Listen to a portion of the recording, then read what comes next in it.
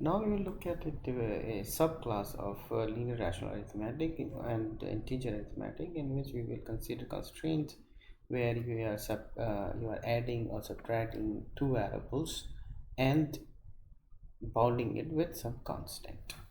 So first let's consider difference logic. We are calling difference logic rather than a theory because logic is a restriction on the theories. So we have a linear rational arithmetic, put some restriction on it, we obtain a difference logic. So in the difference logic, we have x and y real numbers, and we can only write constraints like x minus y is less than or equal to b. We are not allowed to write 2x minus y or x plus y less than or equal to b. These are not valid choices. Only this kind of constraints you can write. In the case of ideal, we will have a x and y as integer variables. There is a standard strategy of solving such constraints. One is looking at as difference graph. What is a difference graph? Every variable is assigned a node, and the edge between them tells you how their difference is bounded. It's called difference graph. A conjunction of differential inequalities is unsatisfiable if and only if the corresponding difference graph has negative cycle. So this can be easily seen. First, let's look at an example. If you try to draw the difference graph, x minus y is bounded by 1, so you just draw an edge and label it point 1. Then you have similarly 3, and then you have a z minus x bounded by minus 7. Then you get this edge which is minus 7. Right? Now if you see the cycles, if you sum the numbers, you will find that those will sum turn out to be negative. Therefore this is unsatisfiable formula. This kind of difference matrix are represented by something called difference bound matrices. And what is a difference bound matrix?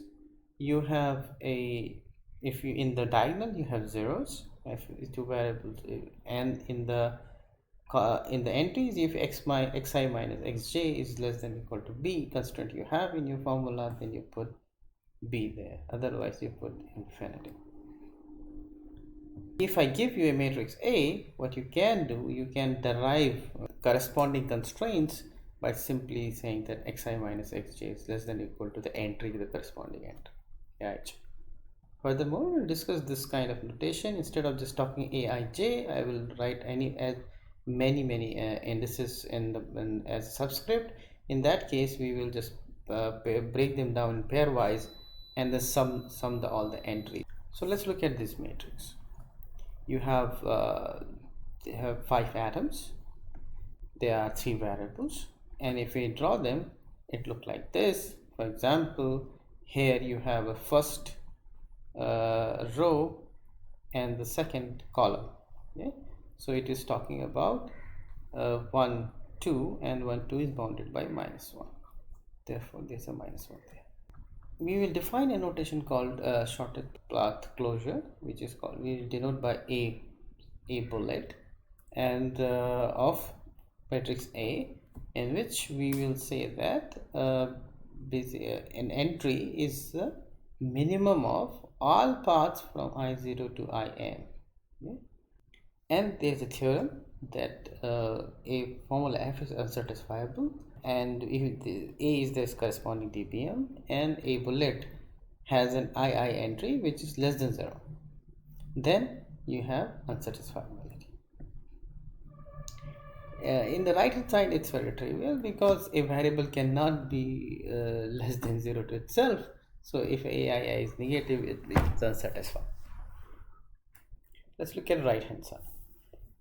So due to Farkas lemma, if we have unsatisfiability, then you should be able to have a linear combination of these inequalities such that you can obtain a 0 less than or equal to minus k. We will show that there must be a cycle in your matrix A such that it is less than 0. Then only you can derive negative 0 less than or equal to minus k by just taking linear combination of this difference constraints.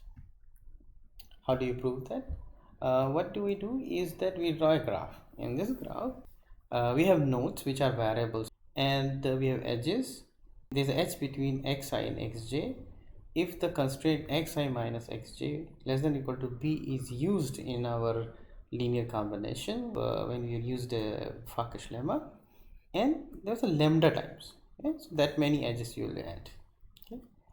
Since xi and xj were both cancelled out in the case of finally obtaining 0 less than or equal to minus k, the number of incoming edges and outgoing edges in each node should be same number, otherwise you will not have a final coefficient with 0 for each variable. So there is a standard graph theoretical result. Eulerian cycle.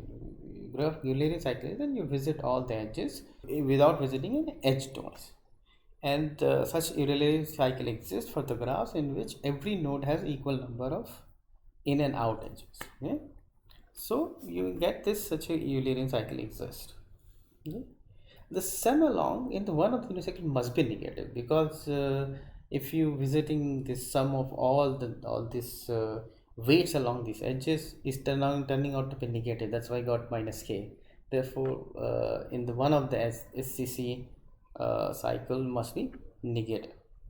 It proves that there is a negative cycle. Okay, this negative cycle can be very large. It can go around and around very large paths.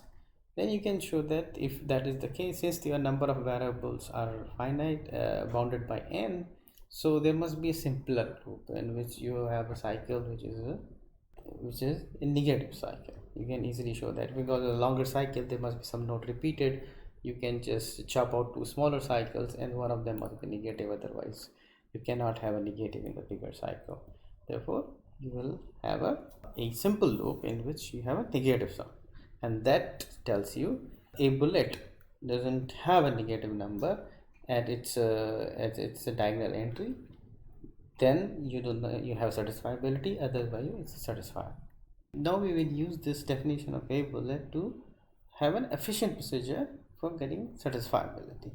Since a bullet has this idea that we need to consider path only up to length n to find unsatisfiability, so we can compute the minimum at each node in some constructive way.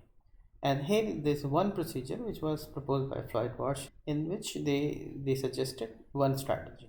This strategy is written in this syntax. First you have an initial matrix A0, and then we update at the kth step as follows. Then we take the minimum of Aij at the k minus 1th step and compare it against Aikj, and if Aikj reduces your value, you update it. And the claim is, and by the end you finish, you will have considered all possible paths n of length n, and then therefore you will have a minimum number. We will not prove this theorem, but please try to prove it yourself. So let's look at an example. It will make it clear how this algorithm proceeds.